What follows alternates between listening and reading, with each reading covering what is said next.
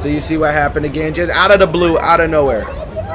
Twitch try and go 2 weeks without making their company look like the biggest joke ever and / or fucking over their creators challenge. Impossible gone wrong. Cops not called. Guys, I don't know what's going on over at Twitch headquarters, but it's nothing good. It's never been anything good. If there was a single company on the earth that has made more bad decisions in a row, it's gotta be Twitch, right? I feel like over the last like 7 or 8 years, it's gotta be. Twitch has never made a single decision that has benefited anybody in the company, period. Like, not even the people who are profiting from Twitch.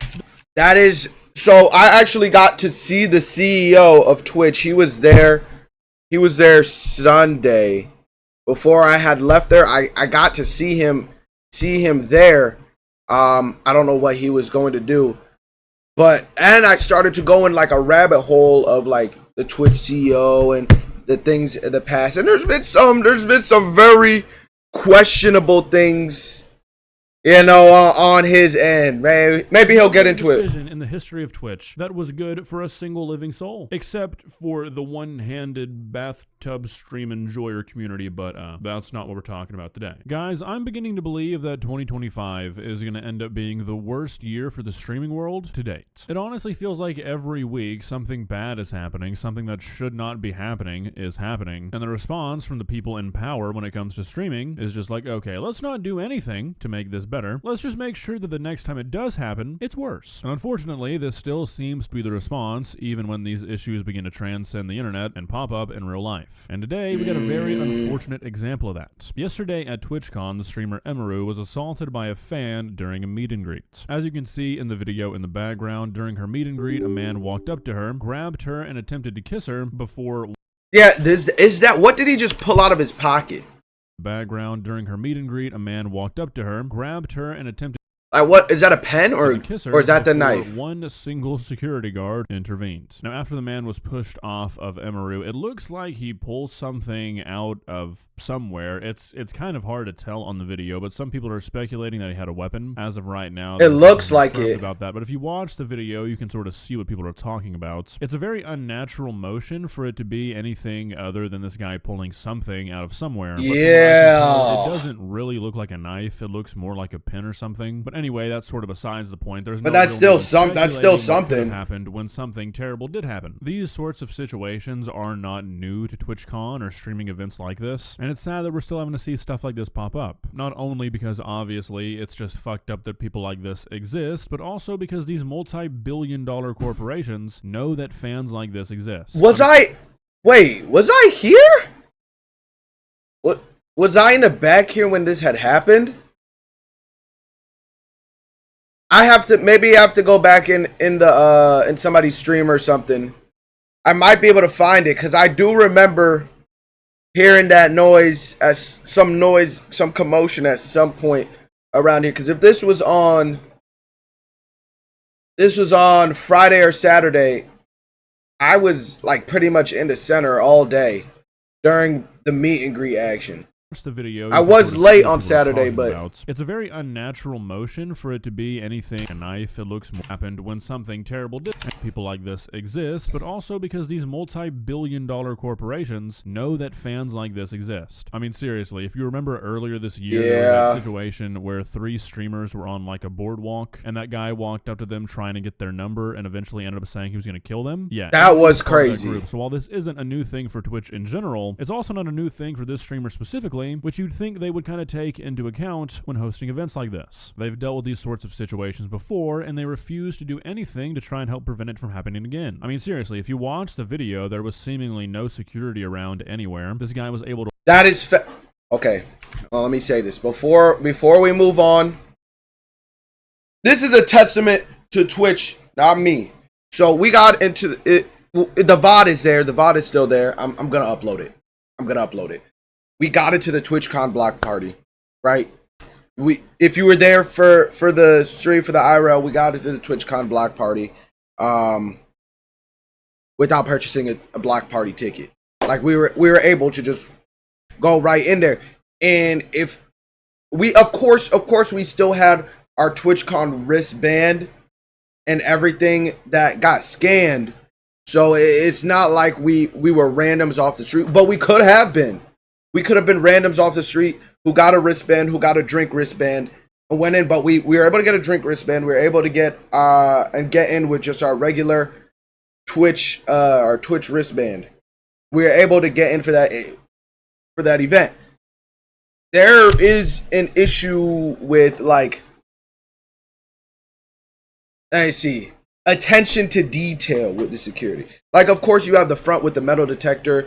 You got the dogs. There were some canines there at the front too. You have that. But once you're in there, it's like whatever. I remember the first day, I didn't realize that we couldn't walk out because you could only come in one side. The center's labeled zone A to H. You could only enter in through H, but you could exit through any of the doors. The reality of it is that if you were inside and say your friend was outside and he didn't want to go through security or something like that, you could just be like, yo, meet me at this door. No one is here. I'm about to push it open for you. Come in. Because a lot of those doors were unattended. The second day, there was more people there stationed at all the doors, making sure like people were only going out of the door, not blocking the door, etc., etc. Why is my bed naked? It is not naked. My bed is not naked. It's just this is my fitted sheet. This is my regular blanket. All of that. It's all moved out of the way.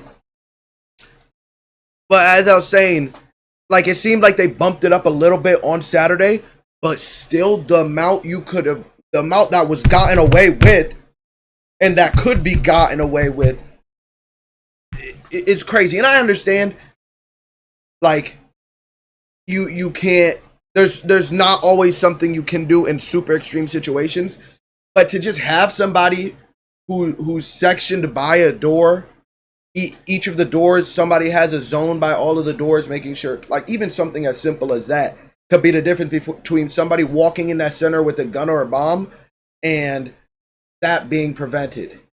You know what I mean? There was this issue with security. Meet and greet without any resistance. And I just get to. He just said that he walked up. So he did cut the line.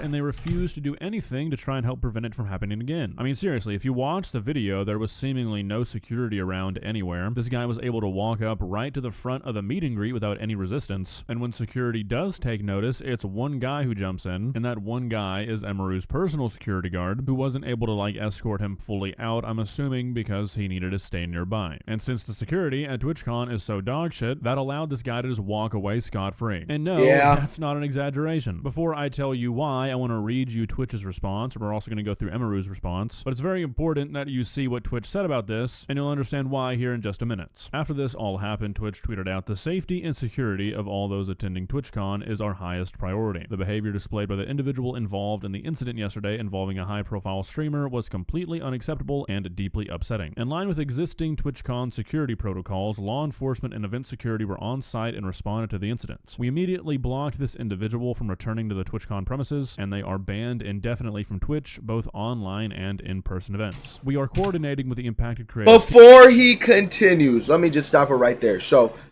we have multiple eyewitnesses, video recordings of him attempting assault. It is assault because he did put his hands on her. So he assaulted her. We got that all plain as day. And Twitch says that in line with existing security protocol and law enforcement, they blocked him and banned him. They said, go home and you can't come back. Not, sir, you're under arrest, or sir, you're being detained. You know what I mean? And now they're saying we've increased security at the meet and greet attendee checkpoint. And here's the thing. The meet and greet might be the most important thing there. Bruh, that's where all of the biggest streamers are going. Besides other streamers who are walking around, big streamers who are walking around live streaming, people could go to their live and go find them that way. The meet and greet, they're all in that area. So if somebody's gonna go see a certain streamer, they know where to find them. You know what I mean? They know where they're gonna be at, whether they're live streaming or they're at the meet and greet. But there's with the meet and greet, they're in that location. They're like stuck in that location. They're not freely walking around with people. Why is there not, you know what I mean? Why is there not somebody controlling the line? Why is there not somebody by the person being meted and greeted? You know what I mean? Why is there not a wand? Why does somebody not have an additional wand to check people for the meet and greet? I get people are going to complain, oh, there's too many restrictions. They're treating it like everybody's terrorists, so on and so forth. But look at what happened. Look at what happened. And per our staff meet and greet attendee check-in point, and we'll have additional security personnel. This is exactly what I'm talking about. If you've RSVP'd for a meet and greet, please note that we are unable to accommodate the +1s for the remainder of the events. Twitch has zero tolerance for harassments or acts that inhibit the safety and security of our community. So this is sort of a whatever statement already. Like even Chat GPT statement just reads like Twitch trying to cover their asses. But it gets a whole lot worse when you look at this clip, which is the guy who assaulted Emiru just walking out of TwitchCon on his own volition. No security, no escort, nothing. He just got to leave. You would think that they would have had security detain him. Nah, he's chilling. He's dead, just about to go to his hotel room and relax. Would just have cops at it already. I don't know if that's the case or not. It doesn't seem like it is if this guy just got to walk out. But the fact that this guy was not arrested on site, pretty wacky for an event held by a company as big as Twitch. I mean, look, I get it. TwitchCon is huge. You can't feasibly have security looking at every single inch of the event, but you could have them watching the parts where something going wrong is the most likely, and meet and greet events are historically those places. Now, all of this laid out as it has been so far is already bad enough, but when you take into account... Oh, that's why Amazon is dropping Twitch as well. That's what I think that's what I heard, that Prime, like the Prime sub thing is going to be gone. The collab that Twitch and Amazon have going on. This is the statement Emiru tweeted out after all this happened. It's kind of long, but it's all important, so we're going to go through the entire thing. Hello everyone, I'm okay, and thank you for all the kind messages. Sorry I cannot respond to them all. Yesterday, the man who assaulted me was allowed to cross multiple barriers at TwitchCon and even in front of another creator's meet and greet to grab me and my face and try to kiss me. Fortunately, he wasn't able to, but a lot of people have pointed out it could have been a lot worse. I'm obviously shaken up by what happened, and it's not the first time I've dealt with something like this, but to tell you honestly, I'm a lot more hurt and upset by how Twitch handled it during and after the fact. Like I said, I don't understand how he was able to make it to me in the first place. The security in the clip who reacts is my own security. It's true, my favorite and usual security guard was banned for holding a stalker's arm to bring him to the police at a past Twitch. Which is crazy. That is one of the silliest things I've ever heard, but we'll circle back to that. However, there were at least 3 or 4 other TwitchCon security staff in the area who did not react and let the guy walk away, as you can see in the clip since I don't even appear in the frame. The woman who was walking me away is my own personal manager, and behind the booth, the only 2 people who were checking on me and comforting me were her and my friend. None of the TwitchCon staff came to ask what happened or if I was okay. My friend who was present told me Twitch security were also behind the booth afterwards, joking about how they didn't even see what happened and immediately laughing and moving on to talk about something else. So if no one was checking if I was okay or if I needed anything and they let the guy run away initially, I have no idea what anyone hired to keep the event safe was doing. In Twitch's statement, they said that the guy was immediately caught and detained. I'm sorry, but that is a blatant lie. He was allowed to walk away from my meet and greet, and I didn't hear he was caught until hours after he attacked me. And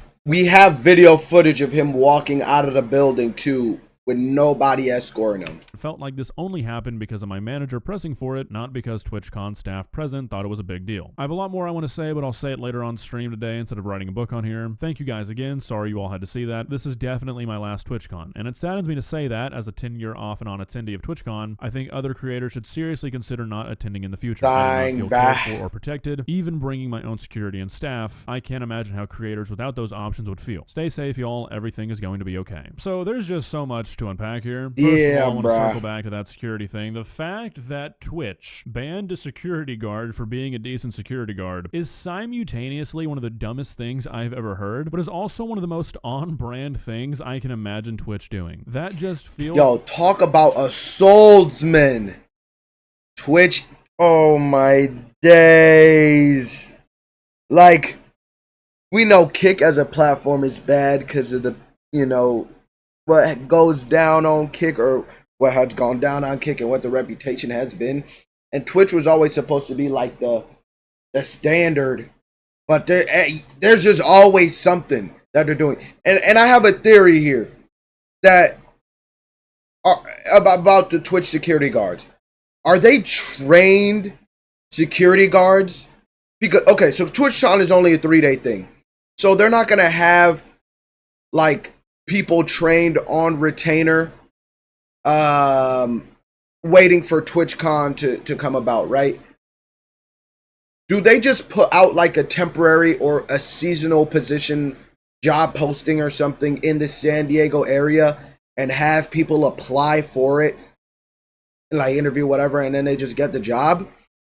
Because if that's the case, that's a liability issue. If you're having untrained people who are coming in and are supposed to be representing you as Twitch.tv,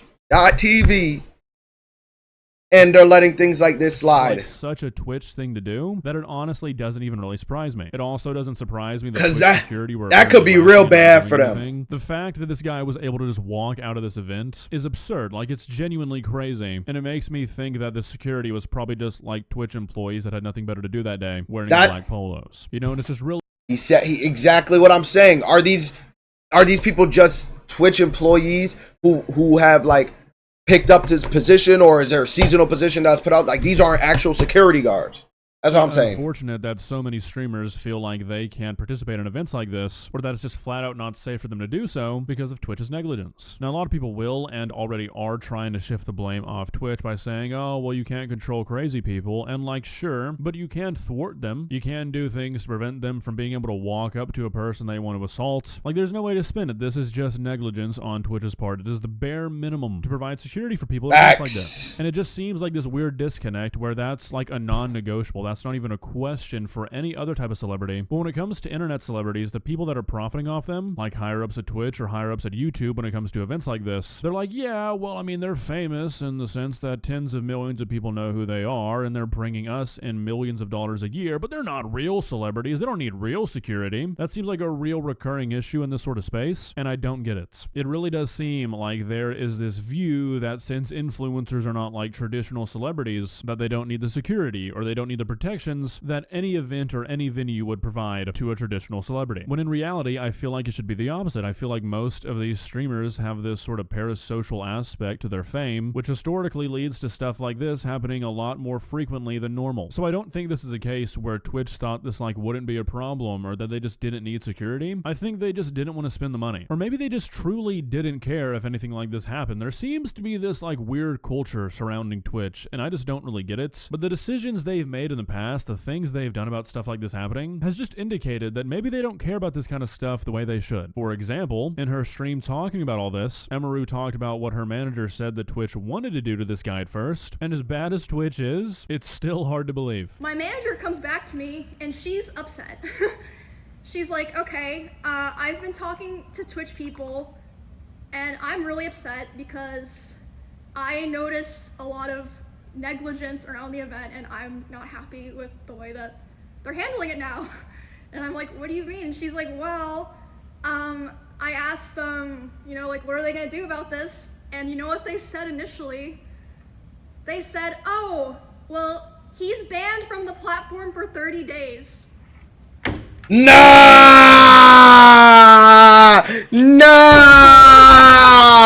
30-day ban? 30-day ban? Oh! The theme for this is just every new piece of information turns this into an even bigger shit show than before with every new piece of information. Nah, just get him 30 years in jail, bro. Call it a day. Call it a day. Thinking that is impossible. For a multi-billion-dollar corporation to see one of their most popular streamers be assaulted after they failed to have proper security in an event they're hosting, for them not to want to do anything legal or like based in the real world, for their response to be to ban him for a month, I feel like that should be genuine cause for people to start considering leaving Twitch. Like, I know that there's not many great alternatives, but that is just something sort of unprecedented almost. To be willing to publicly show that little care to the people propping up your business, that's just crazy. And there's so much more from that VOD. I recommend you go watch it on Emiru's Twitch. Allegedly, the CEO of Twitch was out partying that night. Streamers who were participating in the meet and greet that next day were not informed of this or offered more security. Apparently, it was her manager who got the police involved, not Twitch. Like, there's just so much where's that VOD? Where's that VOD? Company, this would be hard to believe believe. Like, this would be groundbreaking shit. But this honestly just seems like business as usual for Twitch. I don't know if this is a case of where, like, Twitch just knows there's really no other place to go. Like, Twitch is generally where streamers are going to want to be. And when it's shit like YouTube does, because, like, YouTube can kind of do the same thing, because if you want to make videos, you're going to post them on YouTube. When it's shit like YouTube does, like, enforce community guidelines a bit unfairly, be fuck you with your ads, it's like, whatever, it's a headache, but there's really no other option. But when it's stuff like this, when it's you getting assaulted or your coworker essentially getting assaulted, and the company trying to sweep it under the rug and do nothing, that's the kind of shit that'll make people endure the headache. Obviously, Twitch needs to do something on this front because it's just the right thing to do. It's what their streamers know that they've done in the past. And yeah, you kind of don't know if you've seen some other YouTubers, some big YouTubers complain about like copyright strikes where people are chasing them like with legal action and it's unprecedented and they're doing it for no reason. Like maybe they showed somebody for 5 seconds in their video and that person now tries to claim all their stuff. Like you're like, yeah, we have the evidence to go against it. You know, we'll deal with it legally. However, we have to do it, bro. This is like on Twitch. This right now is on Twitch. Like there is a real life, like in your face, this just happened right in front of you aspect to it. Instead of just like we do the appeal, you take this letter, you come with your lawyer, my lawyer deals with it. We make our videos on how messed up the situation is, right? Messing with your money. It's still not to say it's not a bad thing, and there can be abuses of the YouTube system and so on and so forth. But this is like they went too much in like the center, you know, the center of it all. They were too chill about the situation. They should have gone to the extreme. Like, this is unacceptable. Police have already arrested him, not just apprehended him. They need to have arrested him because there's a crime that's been committed. It's been documented. People have seen it. He needed to be detained. They need to have figured out that whole situation there. Like, it should have been, we're on it. We're bumping up security. If you wish to not have a meet and greet, we understand and we can accommodate. Like if you don't want to be there, we understand. If you do, we will provide you with the proper amount of security, so on and so forth. You know what I mean? But they're like, well, we caught him. We gave him a 30-day ban. Like, I'm sorry it happened. Like, dude, nah. And here's the bad thing, right? Despite the amount of people, like, who are probably aware of this situation and use Twitch regularly and will probably, you know, be willing to boycott TwitchCon or what it may be, there is still an overwhelming amount of people who have no clue about this situation and will continue to give Twitch more money. And then there's the people who do know and just don't care, or who may be like that guy and think that's something that's okay to do. And they're just gonna be like, no, what? I'm still gonna be on my Twitch. I'm still gonna give them money, that kind of thing. And it's like a situation where you can't help it because Twitch is Twitch. It's not like it's Mixer or something. This is Twitch. This is, you know, you mention Twitch, everybody knows what you're talking about. Like, this streaming is synonymous with Twitch.